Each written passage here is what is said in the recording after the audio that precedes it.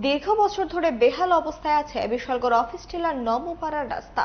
এলাকার বিধায়ক সুশান্ত দেব এই রাস্তাটি পরিদর্শন করে গেছেন, কিন্তু সংস্কারের উদ্যোগ নেওয়া হয়নি বলে অভিযোগ। তাই রবিবার সকালে এলাকার জনগণ রাস্তার সংস্কারের দাবি নিয়ে সংবাদ মাধ্যমের মুখোমুখি হন।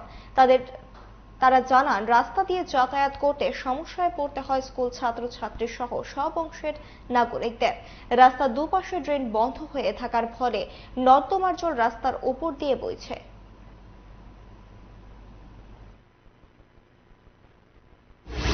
অনেকদিন ধরে এটা আমরা কত কইতাছি, তারা এটা রাস্তা ঠিক করে না। আসা ধরে বিরাট অসুবিধা, দুনিয়ার আচ্ছা নরো পালায় যাওয়ান লাগে, এসে পালানি যাওয়ান যা বাড়ি বাড়ি গিয়ে স্নান করান লাগে। জানাম রাস্তা কোন এটা কি অবস্থা, এটা পূজার জল লইয়া যাওয়ান জানা, এটা কিছু করন জানা, এই অবস্থা।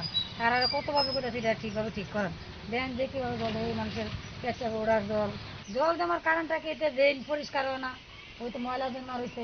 এলাকার যে মেম্বার প্রধান আছে তাদের জানাচ্ছেন তারা তো আমরা কইতাছি, তারা ঠিক না করে লিখি তাও জানে।